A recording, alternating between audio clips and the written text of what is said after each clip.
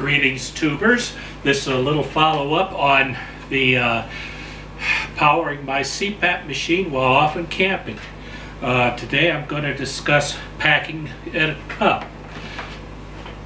This is my total, complete, and full CPAP set, and it's a lot smaller bag than the bag that it came in.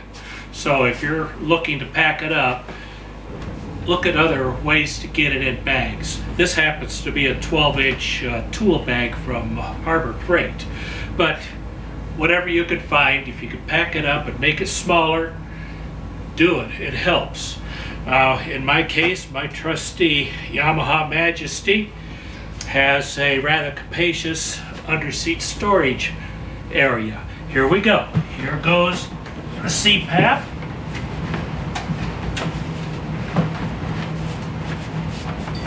There's that. Now I dig out the power. Next goes the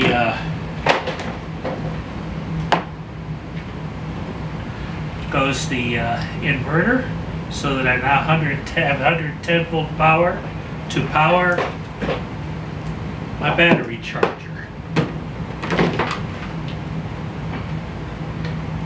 And due to the way I have things wired up, it's hot. It's working right now. Now, I go get the battery.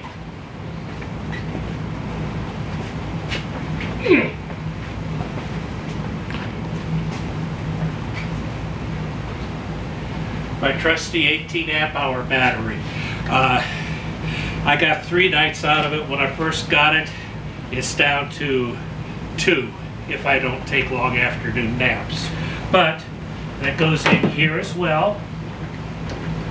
Hook it up.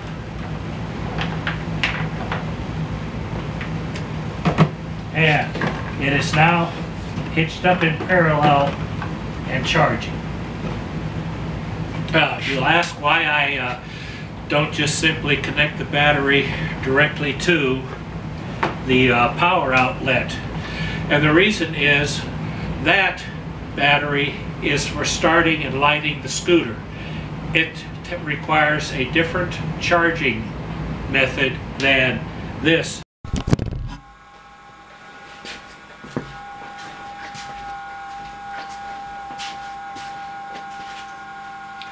Greetings again, tubers.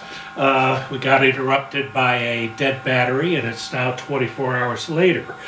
I was discussing why I went to the bother of having a separate from the 12 volt to the 110 volt back to the 12 volt charger of this battery, and why I didn't simply just connect my snuffle battery up to the same circuit that the motorcycle battery is charging from.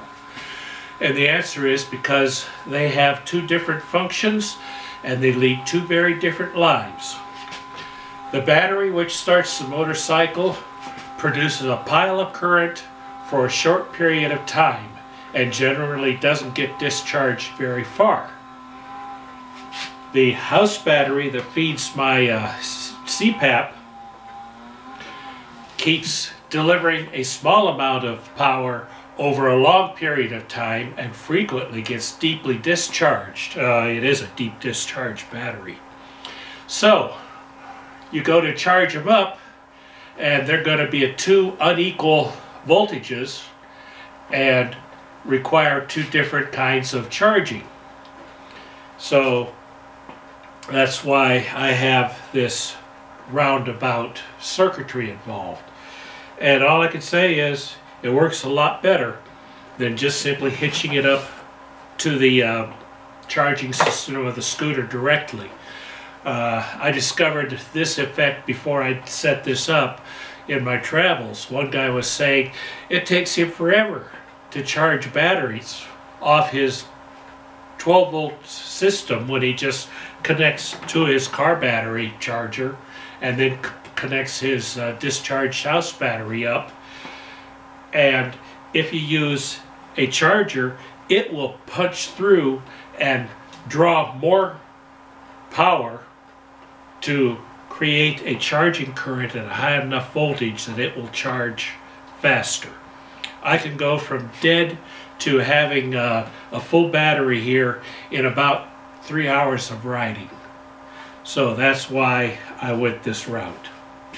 So what can I say? It works.